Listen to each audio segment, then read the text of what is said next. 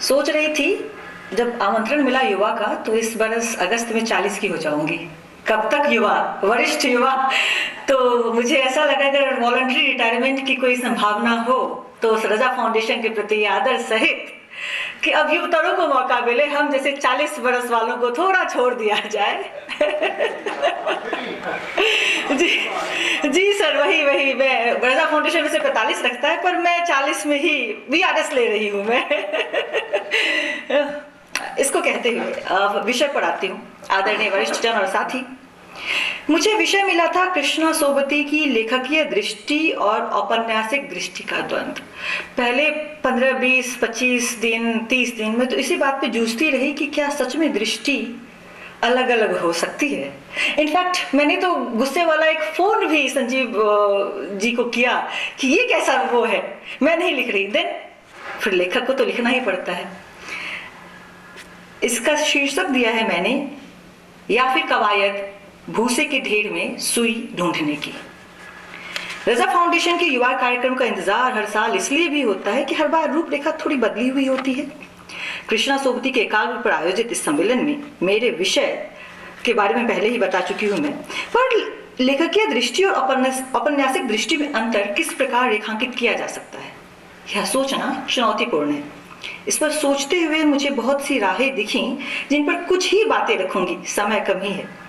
क्या यह विषय इस ओर इंगित कर रहा है कि लेखक के उपन्यासेतर लेखन और उपन्यास लेखन में कोई द्वंद्व संभावित है, या यह कि लेखक की निजी और सामाजिक समझ, अभिव्यक्ति और उसके उपन्यास लेखन के द्वंद्व पर चर्चा अविष्ट है? तो दूसरी बात पहली, अपने औपन्यासिक किरदारों से कितनी दूर और कितनी पास हैं कृष्णा जी। मैं जब यह लेख लिख रही थी उस वक्त युवा अनंत मूर्ति और निर्मल वर्मा का एक पुराना संवाद मेरे सामने आया। युवा अनंत मूर्ति निर्मल वर्मा से उनकी भाषाई और लेखकीय अपेक्षाओं पर सवाल पूछते हुए कहते हैं कि आपने हमेशा लेखक से अधिकतम ईमानदारी की उम्मीद की है। अनंत मूर्ति निर्मल को याद दिलाते हैं कि वे लंबे वक्त तक जॉर्ज ऑरवेल को केवल इसलिए पसंद करते रहे थे कि जॉर्ज ऑरवेल ने अपनी जमीन पर एक जरूरी भूमिका निभाई थी। यहाँ अनंत मूर्ति ने भारतीय परिप्रेक्ष्य सामने रखते हुए कहा कि जब तक भारतीय लेखकों में बदनाम होने की हिम्मत और शिद्दत ना हो, कई बार उनका सच बोलना मुश्किल हो सकता है। निर्मल कहते हैं जवाब में, हम ऐसे अजीब और विकट माहौल में हैं कि जिनके पास अनुभव का भंडार है उनके पास मुफीद भाषा नहीं, और जिनके पास भाषाई कौशल है उनके पास उन्होंने अपने आप को जमीन से काट लिया है, जिसे यीट्स की जुबान में इमोशन ऑफ मल्टीट्यूड या फिर बहुलता की भावना कहते हैं।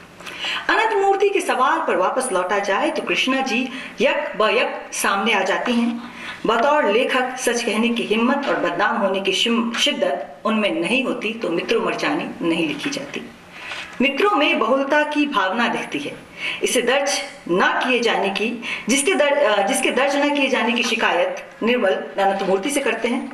अगर हम इस संदर्भ में मृदुला गर्ग का एक स्टेटमेंट उठाएं तो यह वह कुछ इस तरह है। भाषाई खेल से भरे इस उपन्यास में स्त्री जीवन की वह अनुभव जन्यता है जिससे निजी जिंदगी में कृष्णा जी भी संभवतः कभी स्वयं दो चार हुई होंगी, पर वह बड़े वर्ग का एक सच है।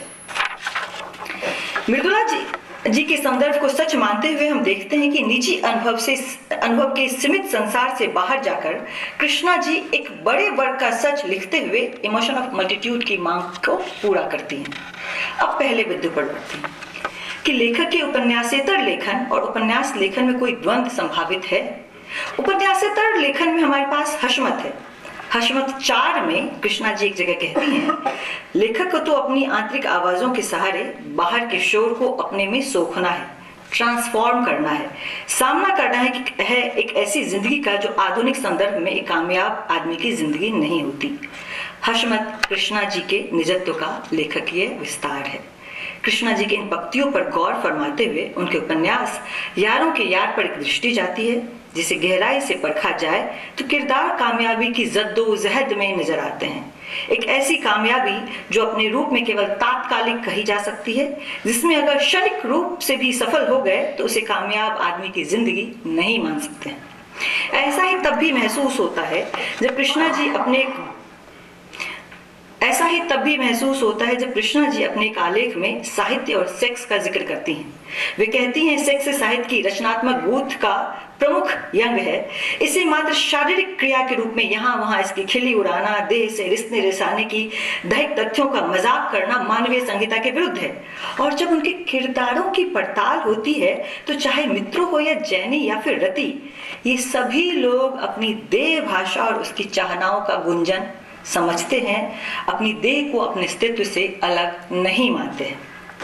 यहाँ भी कृष्णा जी की लेखकीय और औपन्यासिक दृष्टि में द्वंद्व जैसी कोई स्थिति नहीं उभरती है। मैं अब भी उन बिंदुओं की तलाश में हूँ जहाँ सच में उनकी लेखकीय, वैचारिकी और औपन्यासिक बोध दो बाकी की तरह दो चार हाथ कर रहे हों या दो दो हाथ कर रहे हों, अच्छी भाषा में कहा जाए तो। कृष्णा जी की स्त्री दृष्टि और कृष्णा जी के उपन्यास की स्त्रियां, शायद उनकी स्त्री दृष्टि में यह मामला सामने आ जाए, किंतु कैसे? कृष्णा सोबती तो सिरे से नकार देती हैं कि वे किसी भी तरह का स्त्री विमर्श करती हैं।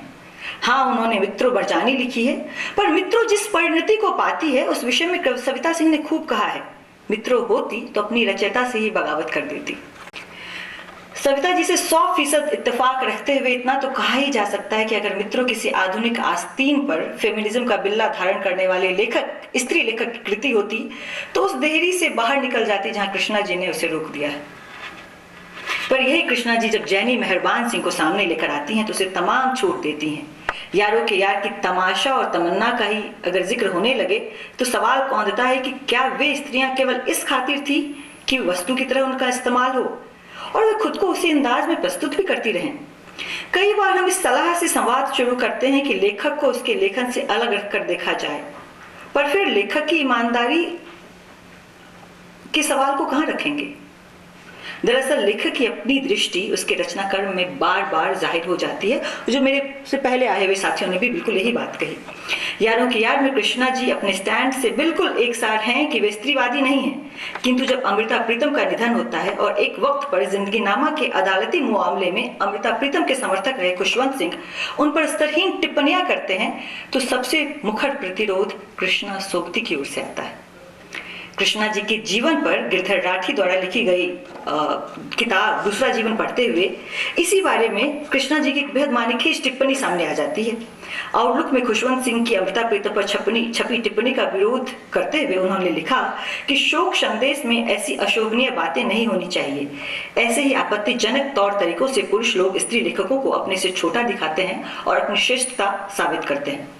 गौरतलब है यह टिप्पणी उस कृष्णा सोबती की थी जिनके बारे में कहा जाता था कि अमृता प्रीतम के साथ जिंदगीनामा टाइटल मुकदमे में उन्होंने अपने 3 घर बेच दिए थे, जिन्होंने अपने स्त्रीवादी होने की तमाम संभावनाओं को भी बार बार अपने कई किरदारों के जरिए खारिज किया है। क्या खुशवंत पर एक सवाल और है यहाँ पे, क्या खुशवंत सिंह की टिप्पणी का प्रतिरोध अपने स्वर में स्त्रीवादी नहीं है? इसे थोड़ा और विस्तार दिया जाए तो उनके उपन्यास दिलो दानिश का जिक्र जरूरी हो जाता है। यह उपन्यास पुरुष वकील कृपा नारायण के सामंतवादी लालचों और षड्यंत्रों से, जिसे पितृसत्तात्मक औजार भी करार दिया जा सकता है, और 2 स्त्रियों कुटुंब प्यारी और महक बानो की लोहा लोहे की कहानी है। कुटुंब प्यारी उनकी पत्नी होती हैं और महक बानो जानम शब्द बेहतर होगा, जो तमाम प्रचलित शब्द हैं रखेल वकेल सब जैसे शब्दों के अतिरिक्त। एक की हिम्मत कृपा नारायण के कब्जे में है और दूसरे की जीवनदायी संपत्ति मां के जेवरों का संदूक।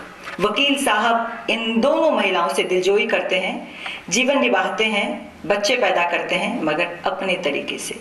अगर संदर्भ लिया जाए तो यह पितृसत्ता द्वारा स्त्री के साथ खेले गए खेल का सबसे सटीक चित्रण मालूम पड़ेगा। वहां पर इन दोनों ही औरतों का अपनी तरह का प्रतिकार पितृसत्ता का प्रतिकार भी है। यह प्रतिकार असल में स्त्री विमर्श ही है, जिसे कृष्णा जी बतौर हशमत कितना ही अविश्वास जिसके प्रति कृष्णा जी बतौर हशमत कितना ही अविश्वास क्यों ना प्रकट करें। अब लेखक के किरदार और लेखक के विचार। दिलो दानिश से ही एक और वाकया याद आता है। कृष्णा जी ने बतौर हशमत लेखक, सत्ता, संस्कृत और नागरिक आलेख में दर्ज किया है कि लेखक साहित्य के जिस प्रजातंत्र में स्थित है वह छोटा नहीं बड़ा है। यहाँ कृष्णा जी लेखक को उसके अपने किरदार में उसके अपने होने की ताकत से मिलवा रही हैं। ठीक उसी तरह जैसे दिलो दानिश में लाख चिरौरी करने पर भी जब महक बानो को अपने जेवरों का बक्सा नहीं मिलता है तो वह अपनी जनतांत्रिक ताकत का इस्तेमाल करती है और वकील कृपा नारायण को नोटिस भिजवाती है। यह किरदार की उसी सशक्तता का विस्तार था जिसका जिक्र अपने आलेख में भी कृष्णा जी कर चुकी थी। वैचारिकी का यह साम्य कृष्णा जी की जिंदगी में ठीक ऐसे ही परिलक्षित होता है। वे उस लेखक के तौर पर उभरती हैं जिन्होंने जितने पुरस्कारों को स्वीकृति दी उससे अधिक ठुकरा दिए। ठुकराए गए पुरस्कारों में यूपीए सरकार द्वारा दिया गया 2010 का पद्म भूषण भी शामिल है। बस 2 पैराग्राफ है। तनिक विषयांतर करते हुए मैं कृष्णा जी के किरदार की इस मजबूती को देखती हूँ और नजर आते हैं सत्ता के गलियारे में जी हुजूरे कर रहे तमाम लोग, साथ ही उन लोगों की तात्कालिक महत्वाकांक्षा की घोर हिंदूवादी दृष्टिकोण के साथ हो लें और राष्ट्रपति के स्वर्ण कमल की प्राप्ति से लेकर अकादमियों की कृपा की फसल भी लहलहा उठे। आलेख को अधिक लंबा नहीं खींचते हुए समापन की ओर बढ़ते हैं। कृष्णा जी के कई आत्मगद्य आलेख पढ़ते हुए और उनके उपन्यासों से फिर गुजरते हुए यह एहसास बहुत मुखर होता है कि कृष्णा जी की लेखकीय दृष्टि और औपन्यासिक दृष्टि में द्वंद्व की बहुत संभावना नहीं है। जिस तरह निर्मल उम्मीद करते हैं कि लेखक अपने रचना कर्म को लेकर एब्सोल्यूटनेस यानी संपूर्णता में ईमानदार हो, कृष्णा जी ठीक उसी तरह अपने रचना कर्म के करीब नजर आती हैं।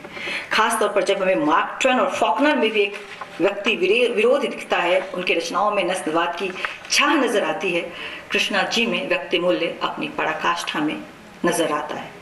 रही बात स्त्री विमर्श वाले द्वंद्व की, तो कई जगह स्त्रियों का पितृसत्तात्मक चित्रण करते हुए, स्त्रीवाद को फौरी तौर पर खारिज करते हुए, हशमत के रूप में अपने आप को उभयलिंगी घोषित करते हुए और पुरुषों को दूषित न मानते हुए भी उनके स्त्री पात्रों मसलन मित्रों, रति, महक, बानो ने आदि जो झंडा उठाया है उसकी संकल्पना केवल जागृत स्त्री ही कर सकती थी। अगर वास्तव में द्वंद्व ढूंढने को कहा जाए तो मेरे हाथ केवल ये संशय लगे हैं जिससे मैं आपके हवाले